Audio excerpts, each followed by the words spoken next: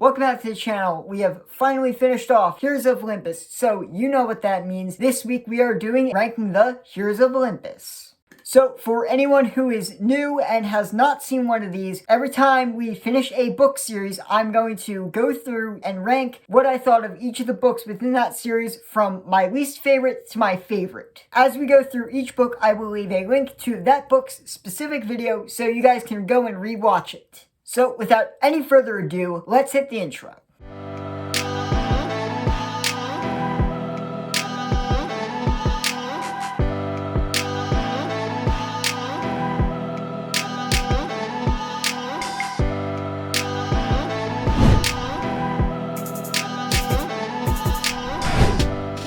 So taking the number 5 spot is Lost Hero.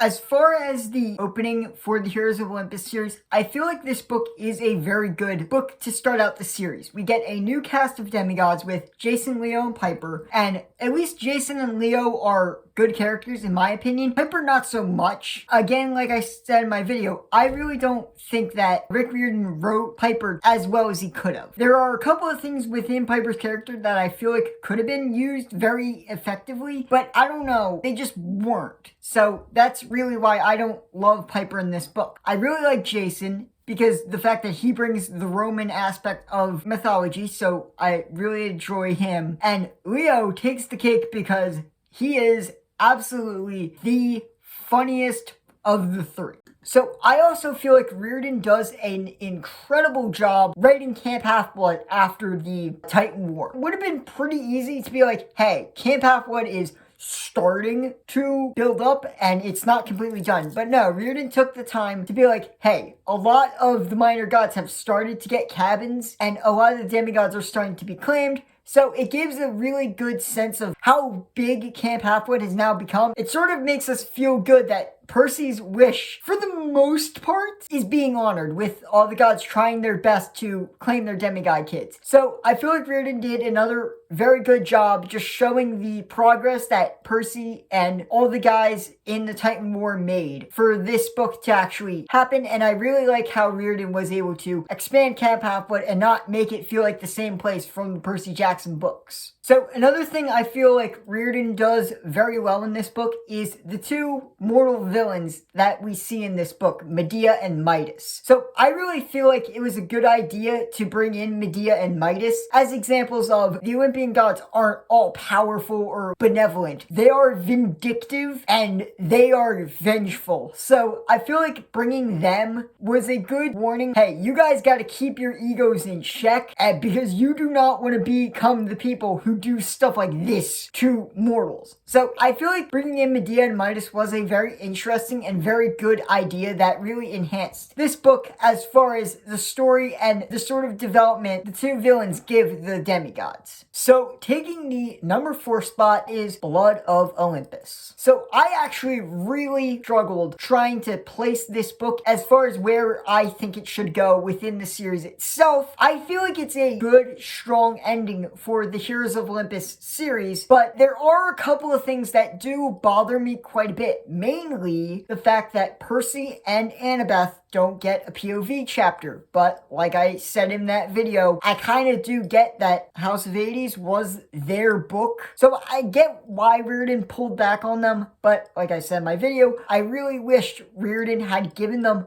something, because this is the final book where the two of them play any sort of major role. So I kind of find it weird that Rick just didn't give them anything to do majorly in this plot. So that's one of the things that drags this book down for me. So the other thing that I really don't love about this book is the ending battle with the giants. So like I said in my video, if you watched it, it is way shorter than I think it really should have been, because we'd been building up the giants as this massive threat for the entire book series, and he just brushes it off in a very quick battle. Why would you brush this off? And the other thing I realized that Reardon probably could have done was given each of the characters a moment with their parents to talk. I feel like that would have very much made the ending of the series better and the ending of this book better, because it would have given closure to the demigods talking to their parents and realizing that they actually care. We get that one little bit with Jason and Zeus, but that's it. I really wish Reardon would have taken advantage of having the demigods and their parents there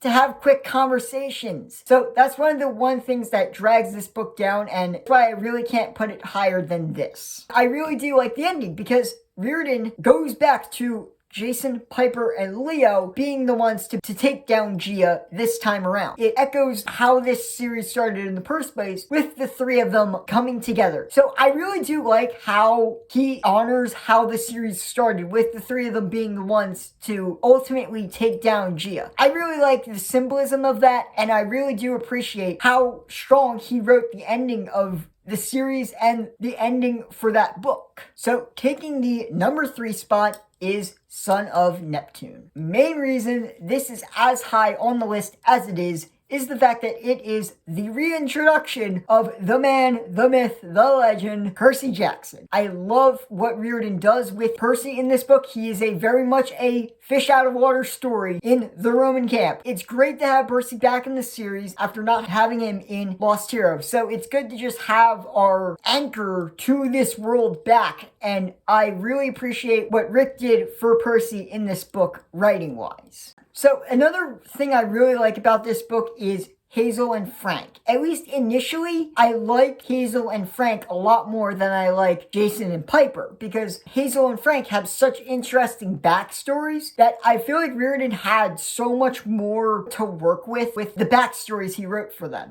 Whereas opposed to Jason and Piper, they have somewhat interesting backstories, but they're never really quite as interesting, at least to me, as Frank and Hazel's were. So I really applaud Reardon for making 2 very well-written demigods as characters for this book. I really do love how Reardon is able to write Camp Jupiter, because it feels just as established as Camp Half-Blood does, even though it is just being introduced in this book. I really applaud Reardon that he's able to write a new place and write it as if it is just as established as Camp Half-Blood. So again, the fact that Reardon was able to really capture Rome, the spirit of Rome, is a great credit to his writing and the writing of this series, that he was able to make such a very new place feel so familiar and lived in.